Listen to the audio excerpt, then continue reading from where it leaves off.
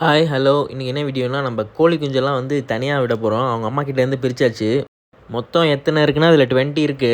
2 கோழியோட six இது இருக்கு. 2 சிக்ஸையும் ஒண்ணா எடுத்தாச்சு. இந்த செட்டப் வந்து நம்ம பார்த்துருப்பீங்க. அடை வைக்கிறதுக்கு வந்து இதுதான் யூஸ் பண்ணுவோம். அவங்க அம்மா கிட்ட விட்டா 60 சிக்ஸ் மேல இறந்துருச்சு. அதனால தனியா எடுத்து ப்ரூடிங் செட்டப்ல வளர்க்கலான்னு இருக்கோம். ப்ரூடிங் செட்டப்ல டெய்லியுமே நம்ம பேப்பர் மாத்துறது ரொம்ப யூஸ்ஃபுல்லா இருக்கும். நடுவுல இருந்த கட்டிங் எல்லாம் கட் பண்ணிக்கிட்டு, அந்த பாக்ஸ் அப்பதான் பெருசா இருக்கும். கோழி குஞ்சு போயிட்டு வரதுக்கு ஈஸியா இருக்கும். இதுல வந்து கரெக்ட்டா ஒரு 30 டேஸ் வைக்கலாம். 30 டேஸ்க்கு அப்புறம் கோழி குஞ்செல்லாம் பறக்க ஆரம்பிச்சுரும். இதுதான் அடை வைக்கிற ரூம். நீங்க பார்த்துருப்பீங்க. அந்த முட்டையெல்லாம் இருக்குல்ல, அதெல்லாம் பழைய முட்டைங்க. மேகியும் அவுத்துக்குச்சு. மேகியும் பின்னாடியே வந்துருச்சு. மீதி நாயெல்லாம் நீங்க பார்த்துருப்பீங்க. அதுவுமே நல்லா பெருசாயிடுச்சு 3 நாயுமே. நம்ம எங்க போனாலும் ஃபார்முக்குள்ள வந்து 3 நாயுமே வந்துரும் நம்ம கூட.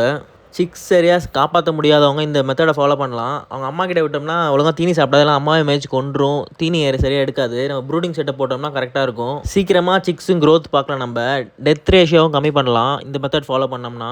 அவங்க அம்மா விட்டு பிரிச்சதுக்கப்புறம் நம்ம கேர்ஃபுல்லாக பார்த்துட்டே இருக்கணும். டெய்லி ரொம்ப நேரம் வேலை இருக்காது, கொஞ்ச நேரம் தான் வேலை இருக்கும். நம்ம ப்ராப்பராக பார்த்துக்கணும். அடுத்தடுத்த வீடியோவில் என்னாச்சுன்னு அப்டேட் பண்ணுறேன். ஓகே, நெக்ஸ்ட் வீடியோவில் பார்க்கலாம். பாய். புதுசாக பார்க்குறவங்க ஃபாலோ பண்ணிக்கோங்க.